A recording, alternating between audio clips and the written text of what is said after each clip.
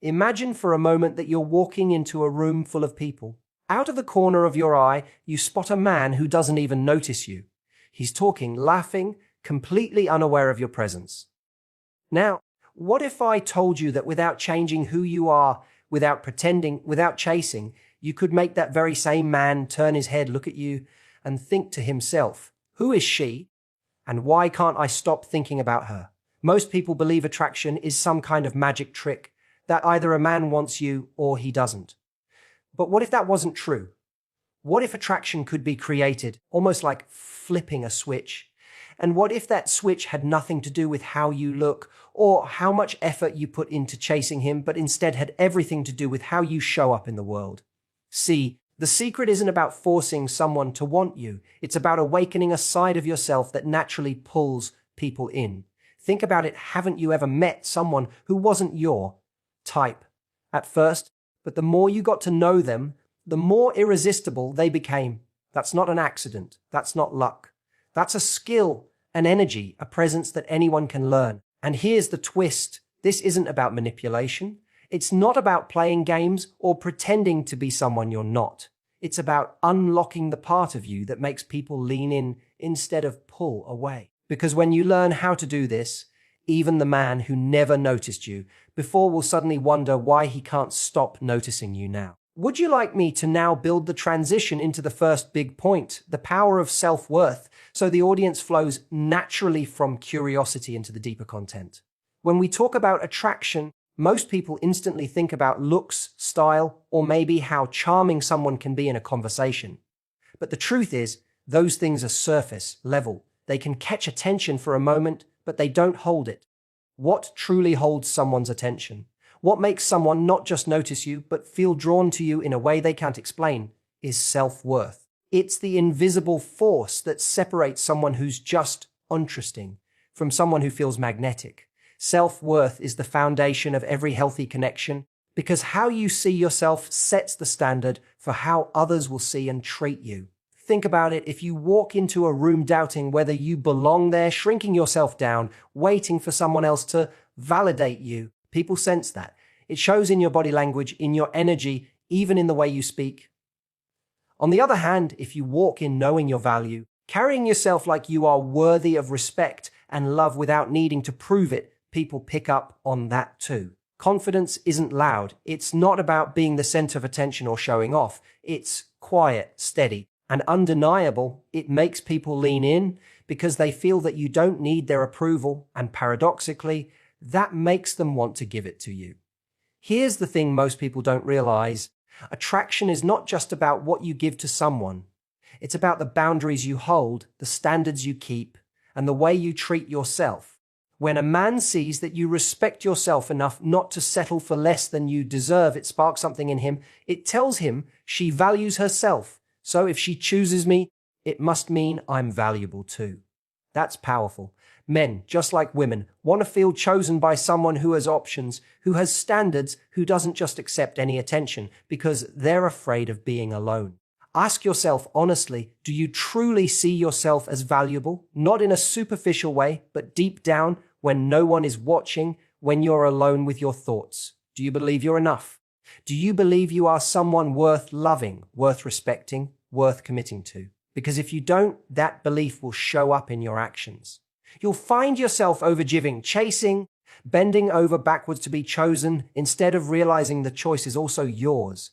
And here's the paradox: the more you try to convince someone of your worth, the less attractive you become. True self-worth doesn't beg, it attracts.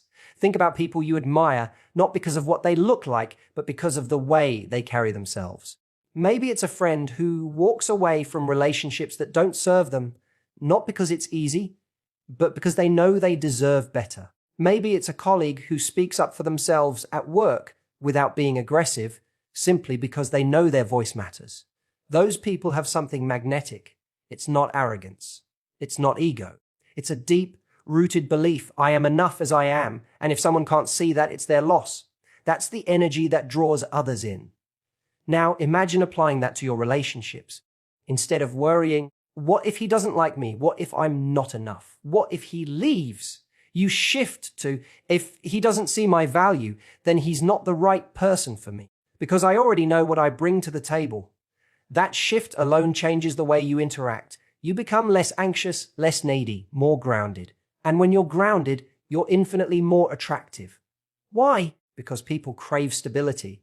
They crave someone who knows who they are and isn't constantly shaken by outside opinions. Self-worth also influences the way you set boundaries. When you know your value, you don't tolerate disrespect. You don't ignore red flags because you're afraid of losing someone. You don't lower your standards out of desperation. And here's the irony: when you stop accepting crumbs, you start receiving the whole meal. The moment a man sees that you won't entertain half-hearted effort, he either rises to meet your standard or falls away. Either way, you win, because you're no longer wasting your time on someone who can't give you what you deserve. But here's the most beautiful part: when you radiate self-worth, you don't just make a man want you. You inspire him. You show him what it looks like to live with confidence, to own your space, to embrace your value without apology. That energy is intoxicating. It makes him want to step up, to match you, to be worthy of you. Not because you demanded it, but because your presence challenges him to become better. Let me give you an example. Have you ever met someone who didn't initially stand out to you physically, but as you got to know them, you found yourself inexplicably drawn to them? Maybe it was the way they laughed unapologetically, or the way they spoke about their passions, or how they didn't seem to care whether people approved of them or not. That's self-worth in action. It's not about fitting into a mold. It's about being so comfortable in your own skin that others can't help but be intrigued. And here's something important to remember. Self-worth is not about being perfect. It's not about having it all together all the time. It's about embracing your flaws, owning your story, and realizing that your imperfections don't make you less valuable. In fact, they make you more relatable, more human, and often more attractive. People don't fall in love with perfection. They fall in love with authenticity. And authenticity only comes when you stop trying to earn worth and start realizing you already have it. So if you want to make any man want you, even one who didn't notice you at first, the first step is to stop asking, how can I get him to want me? And start asking, how can I deepen my own sense of worth? Because when you do that, everything else follows. The way you walk into a room changes.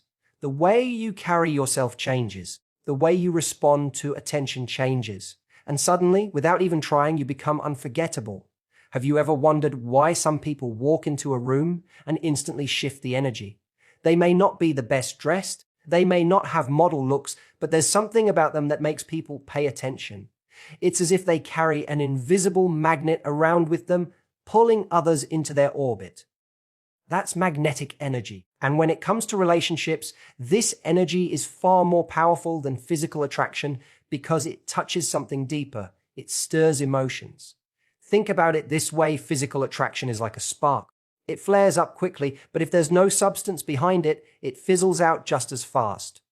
Emotional attraction, on the other hand, is the fire that keeps burning long after the initial spark fades.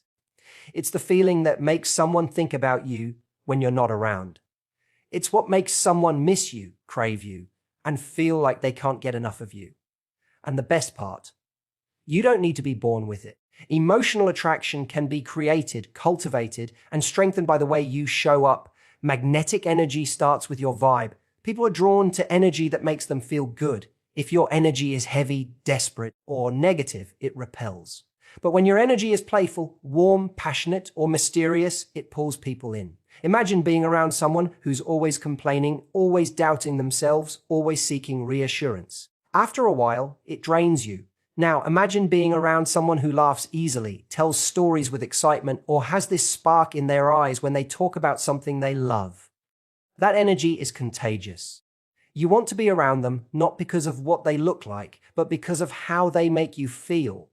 And that's the key. People don't remember what you say as much as they remember how you make them feel. If you can make a man feel alive, if you can make him feel inspired, if you can make him feel at ease, he will crave your presence. This doesn't mean you need to perform or entertain. It simply means showing up with an energy that uplifts rather than drains. Smile more often, bring curiosity into conversations, show passion for your own life, and suddenly you become someone unforgettable. Another part of creating emotional attraction is mystery. Not in the sense of playing manipulative games, but in the sense of not putting your whole self on the table at once. People are naturally intrigued by layers. Think about your favorite movie or book. It doesn't reveal everything in the first 5 minutes. It keeps you guessing, wanting more. You keep turning the pages or watching the scenes because the story unfolds piece by piece. Relationships work the same way. If you reveal everything immediately, there's nothing left to discover. But when you allow someone to learn about you gradually, your quirks, your passions, your values, they feel like they're on a journey. That journey creates depth, and depth creates emotional pull. Magnetic energy also comes from being fully present. In today's world, most people are distracted. They're glued to their phones, their minds are racing, they're half listening while someone else talks. But when you're with a man and you give him your full attention, when you look him in the eyes, listen deeply, and make him feel like he's the only person in the room, that creates a powerful emotional impact. People crave to be seen, truly seen, and when you give that gift, it bonds him to you in a way that superficial charm never could. Playfulness is another ingredient in this magnetic energy.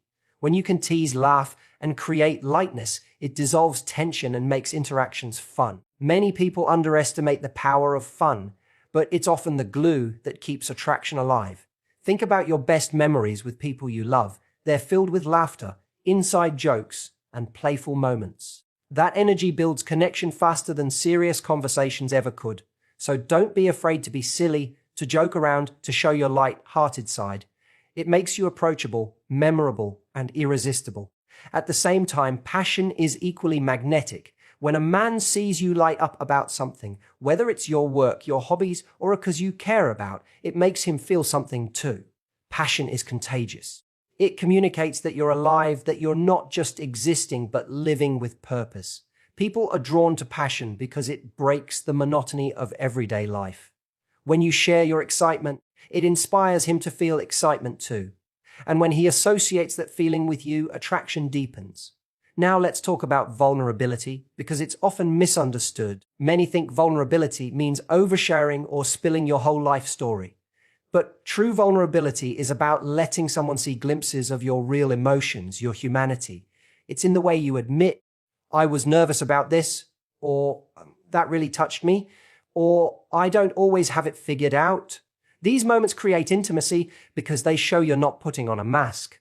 And when paired with confidence, vulnerability becomes incredibly magnetic. It makes a man feel closer to you because he feels safe being real with you too. So, what does all of this add up to? Magnetic energy is not one single trait. It's the blend of presence, passion, playfulness, warmth, and mystery that makes someone unforgettable. It's about creating emotional experiences that linger long after the conversation ends. Because at the end of the day, attraction isn't about what you have, it's about what someone feels when they're with you. And when you master the art of emotional attraction, even someone who didn't notice you at first will find themselves drawn to you in ways they can't explain. The truth is, most people chase physical attraction because it's obvious. It's what we see. But emotional attraction is what makes love last. It's the glue that keeps two people connected long after the initial excitement fades. And when you know how to cultivate that energy within yourself, you stop worrying about how to get attention because attention naturally finds you. You stop chasing and you start attracting. Would you like me to move on and expand the next section? The push-pull of availability in the same deep, motivational storytelling style. One of the greatest mysteries of attraction is the delicate balance between showing someone you're interested and not making them feel like you've handed over all your power. It's a dance, and when you learn the rhythm, it keeps a man intrigued, invested, and always wanting more. Too much availability, and he begins to take you for granted. Too little, and he loses interest or assumes you're not interested at all. The sweet spot lies somewhere in the middle, in the push-pull of availability. Let's break this down. Imagine for a moment that you've just met someone you're excited about. You feel butterflies, your heart races when his name pops up on your phone, and you can't wait to spend time with him. Naturally, your instinct might be to drop everything whenever he calls, text back instantly, and make yourself constantly accessible. But here's the danger there: when you do that, You remove all sense of anticipation. He doesn't get the thrill of wondering when he'll see you again because you've already made yourself a guarantee. And human nature works in a funny way. When something feels too guaranteed, it loses its value. Think about it in everyday terms. If your favorite dessert was only available once in a while, you'd crave it, savor it, and appreciate it every time you had it. But if it was sitting in your kitchen every single day, you'd eventually stop getting excited about it. Attraction works the same way. Being too available too quickly can kill desire, not because he doesn't like you, but because you've taken away the space for him to feel the thrill of pursuit. On the flip side, if you swing too far in the other direction, always busy, always distant, barely responding, never making time, you risk creating frustration instead of attraction. No one wants to feel like they're constantly chasing a ghost. If he feels that no matter what he does, he can't get through to you, he'll eventually stop trying. Desire needs hope to survive, and if you eliminate that hope by being overly unavailable, he won't stick around. So how do you strike the balance? It begins with your mindset. Instead of thinking, how do I make him want me? Shift to, how do I show interest without losing my independence? Because when you hold on to your independence, your own goals, passions, and priorities, you naturally create the right push-pull dynamic. You're showing him that you enjoy his company, but your world doesn't revolve around him. That in itself is incredibly attractive. Here's an example. Let's say he texts you to hang out last minute, but you already had plans with a friend or even just with yourself. Many women feel pressured to cancel their own plans in order to accommodate him. But what message does that send? It tells him that your time is negotiable, that he doesn't need to plan ahead, and that you'll bend your life around his schedule. Instead, if you respond with, I'd love to, but I've already got something tonight. How about tomorrow? You've just set a boundary without pushing him away. You're showing him you're interested, but also that your time is valuable. That's the push-pull in action. The beauty of this balance is that it creates a sense of excitement. He begins to realize that your attention is something he has to earn, not something he's entitled to. And when people earn something, they value it more. That little bit of anticipation, wondering when he'll see you thinking about what you might be doing when you're not with him, keeps the attraction alive. But don't mistake this for manipulation. It's not about playing games or pretending you're busier than you are. It's about genuinely having a full life outside of him. When you cultivate your own passions, friendships, and goals, you naturally can't be available 24/7. You're not faking scarcity, you're living authentically. And authenticity is far more attractive than any game you could play. The push-pull dynamic also applies emotionally. If you're constantly pouring your feelings out, constantly reassuring him of your interest, constantly giving, it can create imbalance. He begins to feel like he doesn't need to contribute because you've already filled the emotional space. But when you show vulnerability selectively, letting him in sometimes, while also keeping parts of your inner world for him to earn access to, it deepens the connection. He feels challenged to invest, to show up, to meet you where you are. Now let's talk about communication. Quick responses can sometimes signal eagerness, which is fine in moderation, but if you're always available the second his message comes in, it creates predictability. Predictability kills the thrill. On the other hand, waiting hours or days just to play hard to get can come off as cold or disinterested. A natural rhythm is best. Respond when you're genuinely free, not out of obligation, not out of fear of losing him, but also not with unnecessary delay just to prove a point. Remember, the goal is not to withhold affection or attention. It's to pace it. Think of attraction like a great song. If all the instruments play loudly at the same time, it's noise. But when the music builds, pauses, softens, and crescendos, it stirs emotions. The silence between the notes is just as important as the notes themselves. Your availability works the same way. The moments of closeness and warmth are powerful because they're balanced with moments of space. When you embody this push-pull balance, you shift from chasing to attracting. Instead of anxiously waiting for him to decide your worth, you're showing through your actions that your time, energy, and love are valuable. That makes him step up. It makes him wonder when he'll get to see you again. It makes him think about you when you're not around. And more importantly, it ensures that the relationship develops in a healthy way with mutual effort instead of one-sided chasing. Ultimately, attraction thrives on tension, the good kind, not the tension of drama or uncertainty, but the tension of desire, anticipation, and curiosity. When you master the push-pull of availability, you create that tension naturally. You give enough to show interest, but hold enough back to keep the excitement alive. And in doing so, you make yourself unforgettable. Not because you tried to manipulate the situation, but because you lived in alignment with your own worth and independence. Would you like me to continue with the next expansion, building emotional safety and trust? In the same detailed, motivational style for the next part of your speech, when most people think about attraction, they picture the spark, the butterflies, the playful tension in the beginning. And while all of that is exciting, it's not what keeps someone coming back, and it's certainly not what makes a man stay.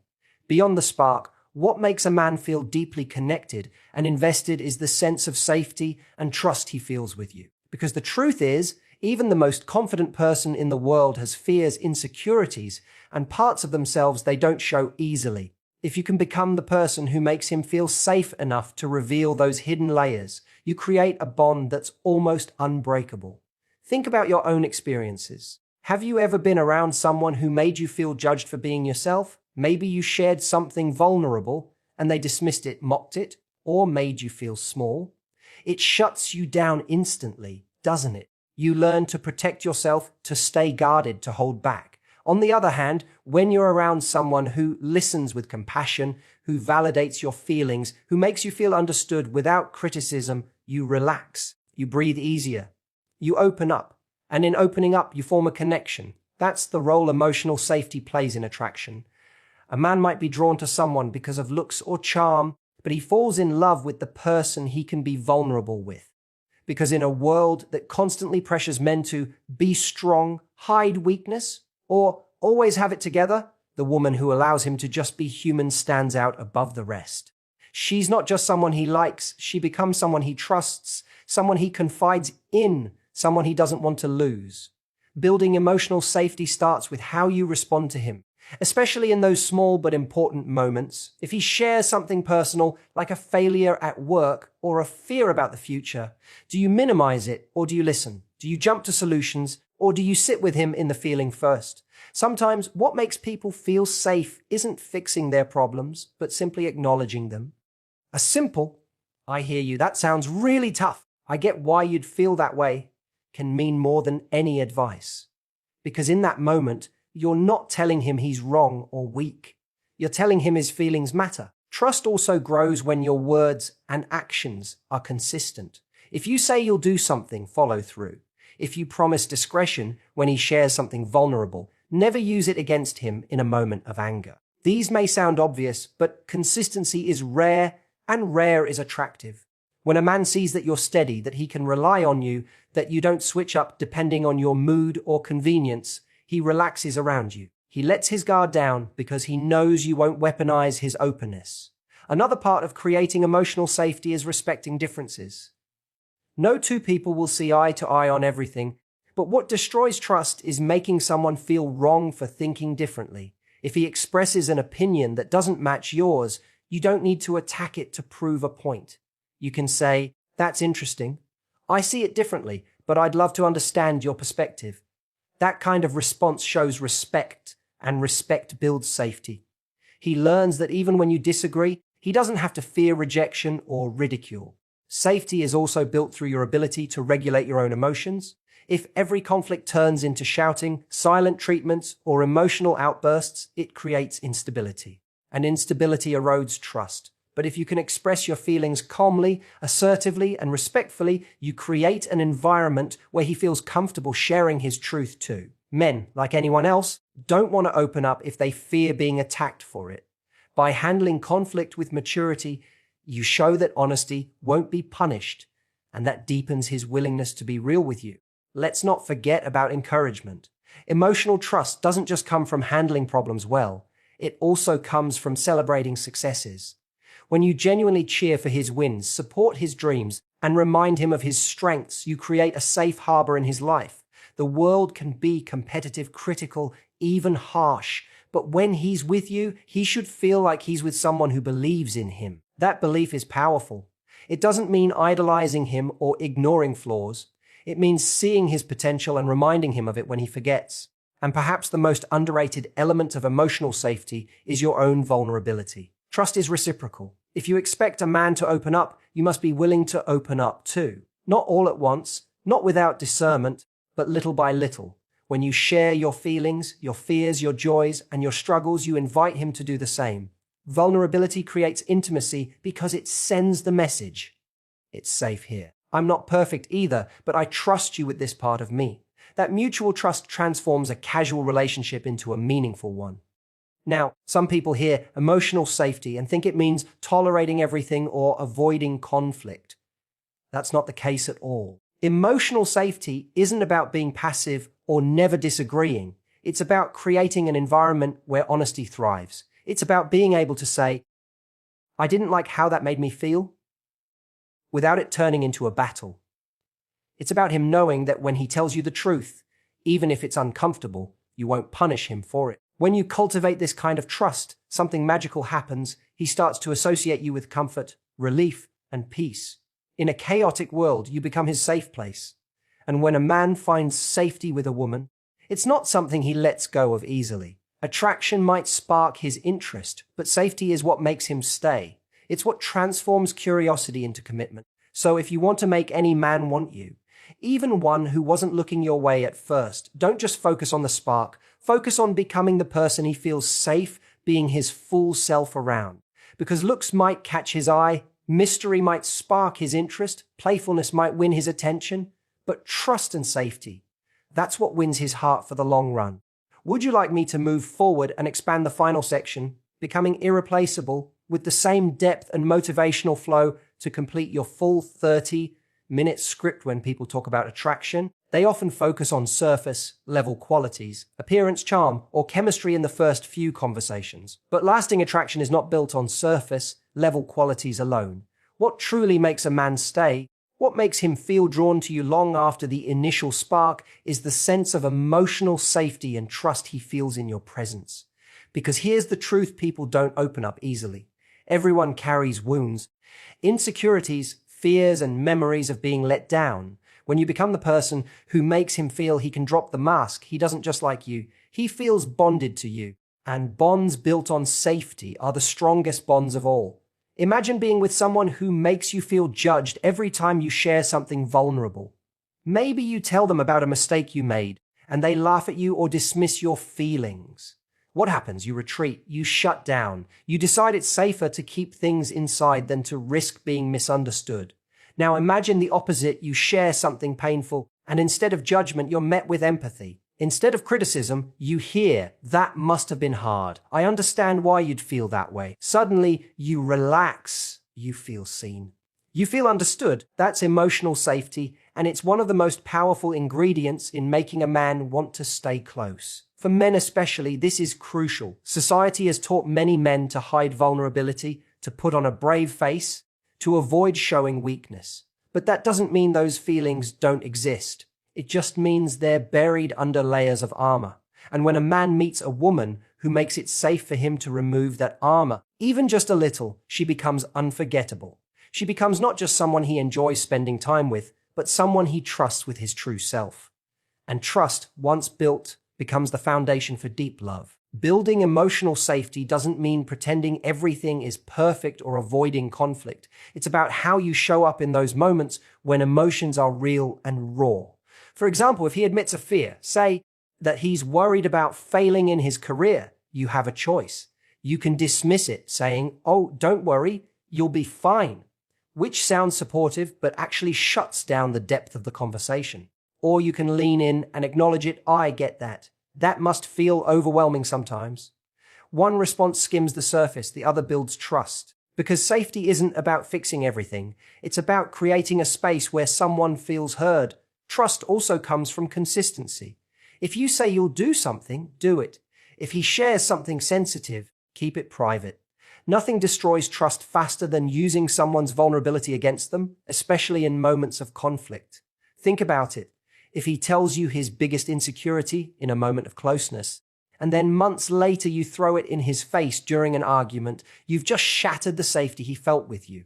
That's why emotional trust requires discipline. It requires you to treat his openness as a gift, one you protect rather than exploit. Respect is another pillar of safety. You won't always agree on everything. No two people do.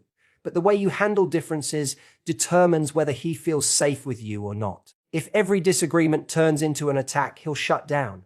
But if you can disagree with curiosity, I see it differently, but I want to understand how you see it. You turn potential conflict into connection. Respect doesn't mean avoiding hard conversations. It means handling them in a way that preserves dignity and trust. And let's not forget your own emotional regulation. If you respond to every problem with explosions of anger, icy silence, or dramatic ultimatums, you create instability. Instability makes people feel unsafe. On the other hand, if you can express your feelings clearly, calmly, and honestly, you show him it's okay to do the same. Emotional safety isn't about never feeling upset. It's about creating an environment where emotions can be expressed without fear of punishment.